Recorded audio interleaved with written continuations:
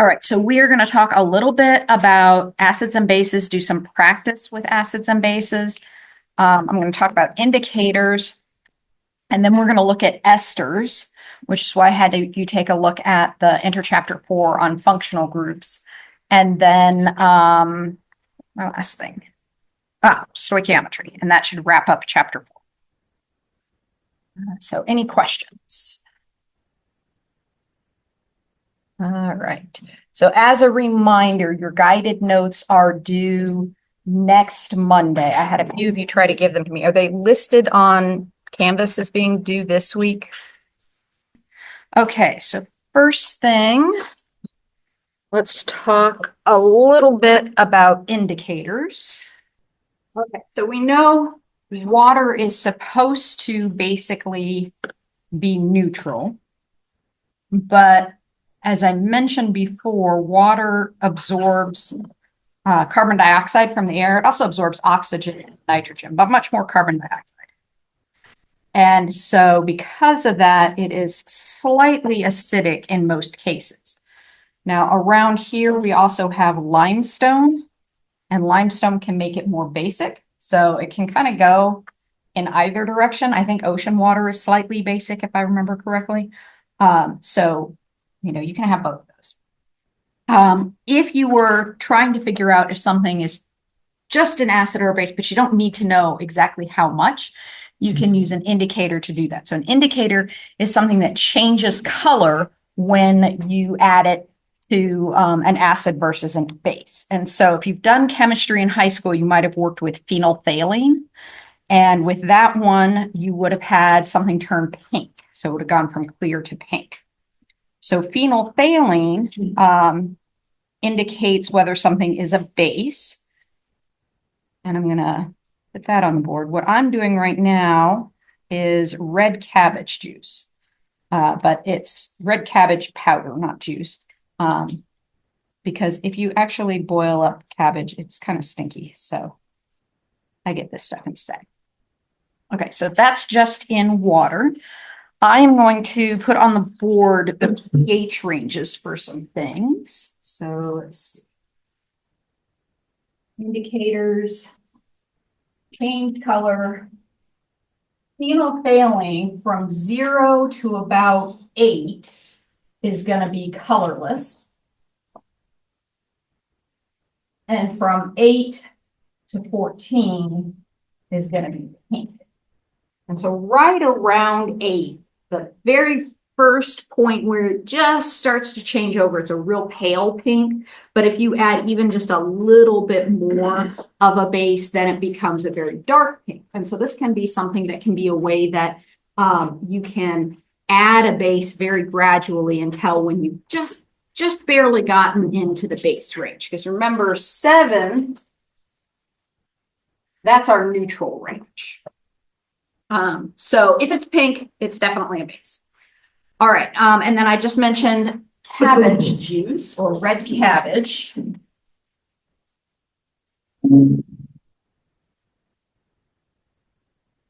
This one's fun because it changes lots of different colors, but because it comes from produce, it would be really expensive to use this all the time. So it's a lot cheaper. So this has a lot of different colors that it can do. So I put some in this water. So this is just regular distilled water. It's not even tap water. So it doesn't even really have the carbonation in it from the limestone in the area. So this is showing us that it's a little bit acidic. So and I wrote down the range, so I want to make sure I get it right. So from 0 to about 3, it's red or pink. And then from about 3 to, let's say, 6, it's purple. And then around 7, it turns blue. And it stays blue until about 10, where it becomes green. And then at about 13, it becomes yellow. So you could get a whole range of different colors on this one. So this is kind of on that border of between the pink and the purple. And so this is telling us that we're probably in this range. This is probably like a 5 here. So I'm going to add some other things that we might have to the these different test tubes so we can see what might happen. So I have vinegar here. Remember, vinegar is acetic acid. And so we'll just pick a test tube to add. This one's, I must have added a little less to this one than I did the others. It's paler. Let's make it even. All right, so if I add some vinegar, that becomes a little bit more in the pink range, less purplishness to it. Just for comparison, I'm going to dilute this with water so we can kind of see for the same volume. You can see one's a little more purple, one's a little more pink. All right, then we could also add solids. So this is citric acid. So remember, citric acid is what I told you would be on top of like sour candies and things like that. I'm just going to sprinkle, increase the volume so it's the same volume. Oops, or slightly more volume. And so you can see this too gets more into the pink range. I'd kind of dumped a lot of that in there. And then what about baking soda? So anybody remember what I told you about baking soda? But baking soda is the one food that we would actually consume, and we don't even usually consume it as it is, but it is the one that would be, let me see if I have a spoon, a base. So this one should go in a different direction. We use this because this can neutralize acid. So if we have an acid spill in lab, we can just use this container. This is an old Parmesan cheese container and pour that in there.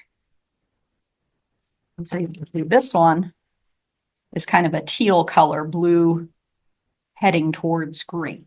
So we'll get different colors based on what the pH is.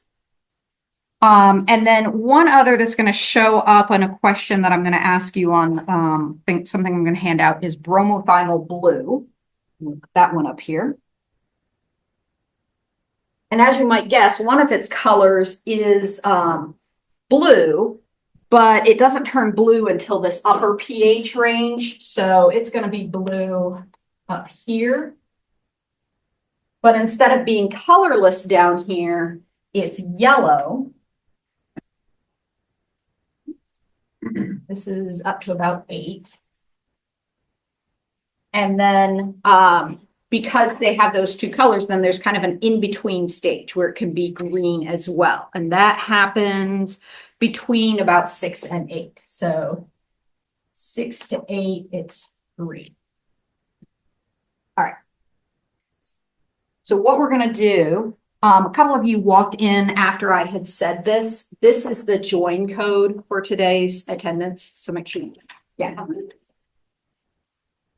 Bromothional blue, it's yellow from 0 to 6.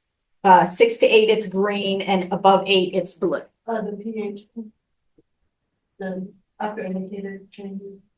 Indicators change color with pH, and then The second line. colorless and pink. Sorry, my handwriting can get a little weird, so sorry about that. This is why we do some things on the computer. Okay, so I'm also going to remind you about calculating pH. And so what we're going to do is I have something for you to work on here in class. We're going to practice 3 things. So first of all, we want to remember that combining an acid and a base is called neutralization, and the products are salt and water. So you're going to have an acid and a base, and you're going to get, and then you're going to predict what the products are going to be. So the first thing you're going to do is you're going to say one of the products is water. So what's the formula for water? H2O. So that's an easy one. So you'll write that in. And then you will figure out where that's coming from. So here's an H, here's an OH. Then the rest of it is going to be a salt. The salt is going to be the metal first and then the non-metal. So we're going to do between chlorine and sodium, which one's the metal? Remember, metals are on the left side of the periodic table. So which one's more left? Find Na. Sodium. Sodium's way over here. So we're going to do Na and then Cl. Okay, so that's how you're going to do the first section. You're going to predict those things. There's one that's a little tricky. B on it is going to be tricky. And so I'll tell you what to do with that, but you should be able to do A and C. Then the second part, you're going to identify, is it an acid or is it a base? So if it is an acid, there's two things, but if it's a base, it's probably going to have what? What's in here indicating that that's the base? OH. So if you see OH, that tells you it's a base. Okay. And if it's an acid, it can have something at the front. What would be at the front telling you it's an acid? Hydrogen. So this is an acid. Or if it's an organic acid, then it will have, you know, some blah, blah, blah, blah, blah, and then it'll end COOH or sometimes CO2H.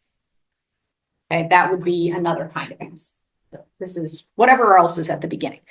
Okay, so the second thing you're going to do is identify, is it an acid or a base? Then the third one has to do with anhydrides. So remember, for anhydrides, an acid anhydride, meaning if I add water to it, it's going to become an acid, is going to be a non-metal oxide. So one of our green elements in the corner over there plus oxygen. And if it is a base, it is going to be a metal oxide. So middle and left plus oxygen.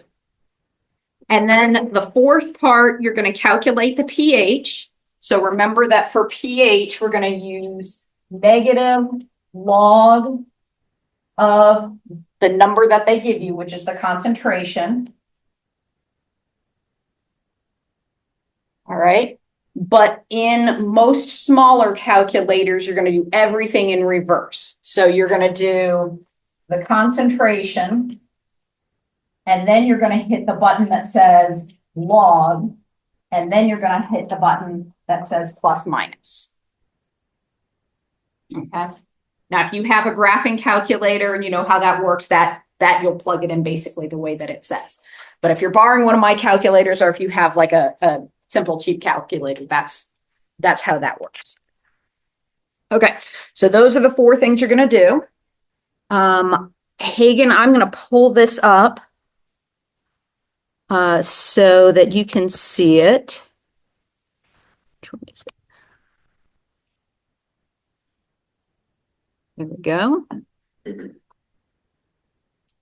And if you want to write this on a piece of paper, then you can just turn that in on Tuesday. So you'll have it and it'll be done. And feel free to ask one another, see if you are getting it right. All right, so for A, you should have gotten water plus Na and then NO3. Okay, so when you take away the oxygen to make water, take away the one that's part of OH, and you only take away one oxygen. For C, you should have gotten water, and then potassium is the metal, so it's right here underneath sodium, so you put plus K, and then you're going to have, from the H3PO4, you took away one of the hydrogens, you're going to put everything else, so it's going to be H2, the two remaining hydrogens, PO4. All right, now on B, this one's not a neutralization, and I'm not going to give you anything like this on the quiz, but it just happened to be on this worksheet. So this one kind of works like the anhydride. We're just going to put the water together with this molecule. So we have NH3, this is ammonia. Ammonia is commonly found in window cleaner, has a very strong smell to it. But this is a gas. And so what they have to do is they have to dissolve it in water. So when it dissolves in water, the water splits up kind of like it does when we're forming the ionization, the hydrogen and the OH. One of the hydrogens attaches itself to this. So we have NH4. And then the rest of it is OH. And so we get this molecule. You're just going to write that down. You don't need to worry about being able to come up with that on your own. And so we would call this ammonium hydroxide. And remember, you do need to know the name of OH. OH is hydroxide. Now, OH looks very similar to the alcohol group, but remember, an alcohol group is attached to a carbon.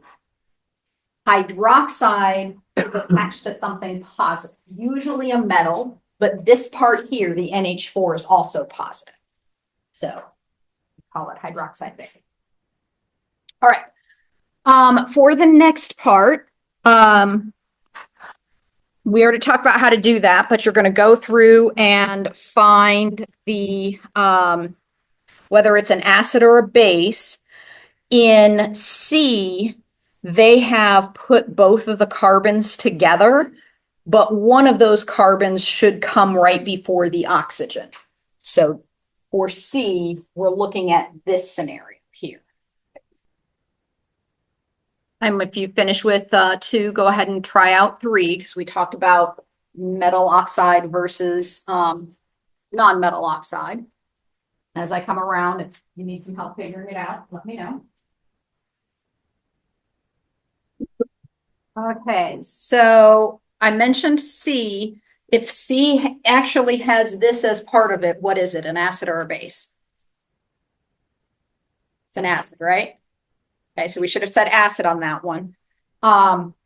For any of the others on 2, did you have questions about which ones those would be? Okay, what about 3? Any of those you're not sure whether it would be an acid or a base when it gets into water? A. So A is going to be a non-metal since N is nitrogen. So that's a non-metal oxide. So it will be an acid when it gets into water. Okay. E has sodium and it has the carbonate. So think of that carbonate. The sodium doesn't really do anything. Think of that carbonate as being the non-metal oxide. So if we have that in water, it's going to act. I'm sorry, I said that wrong.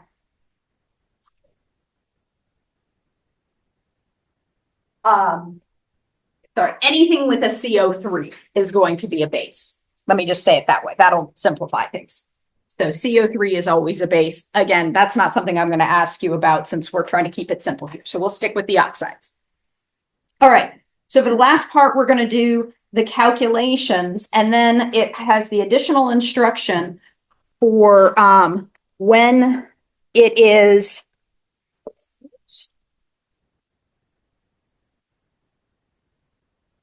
with an indicator, what is it going to be? So first you're going to find the pH, and then you're going to say, okay, if it's with phenolphthalein, what color will it be? So if the pH is less than 8, it's going to be colorless. And if it is more than 8, it will be pink. And then you're going to either circle BTB or CJ. So if you do BTB, you're going to do this bottom row, yellow, green, blue. And if you're going to do CJ, that's the cabbage juice. And you're going to do this middle row. And you're going to compare the pH to what color it's going to be. So if you calculate a pH and it turns out to be 10, then you would say that would be green for red cabbage, or blue for bromothymol blue, or pink for phenolphthalein. Okay. And again, feel free to talk to one another and work on this together. Make sure you agree on what the colors are going to be. I am gonna collect this acid-base worksheet, so make sure you get your name on it. Okay, so for A, what did we come up with the pH for that one? 3? Okay, so for phenolphthalein, that would be colorless. What color would it be if it were in the red cabbage juice? Here's 3. Yeah, red or pink. And then for the bromothymol blue, what color would it be? So from, I didn't have a 0 here, but 0 to 6, it's yellow. So it would be yellow. Okay. Now for pure water, you can either assume that we're talking about doesn't have anything dissolved in it, so it's exactly how we would assume it would be, or you can assume that it's like I said, well, actually water has dissolved gas in it. So just whichever way you want to do it, write the pH based on that. B is a little bit tricky. When you are putting this into a calculator, you want to be careful how you enter the scientific notation. So you want to do the, you can do 4.5 times 10. And then on the white calculators, they don't have,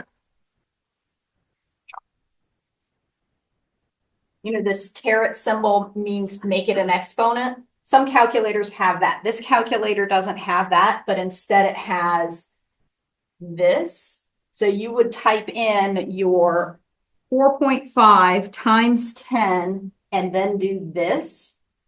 And then you'd have to do the 9 and then the negative. It won't take the negative before the 9. Then hit enter. Then hit log. And you should get 8 point something. Okay. So if it's 8 point something and we're looking at the bromothymol blue, what color would we expect it to be? It's a little over 8. It's going to be blue, right? Because 8 is kind of the end of the green range. So if it's above 8, then it should be in that blue range. All right. The other way to do the scientific notation on these calculators would be to do your, and I think I talked about this last time, you would do 4.5 and hit the button that says EXP, and then do 9 and plus minus. That will do the same thing. All right. So anybody still need this information on the board? You're still working on things? Couple of nods. Okay, so I'm gonna leave this alone, let you work another minute or two, and then we're gonna move on to esters.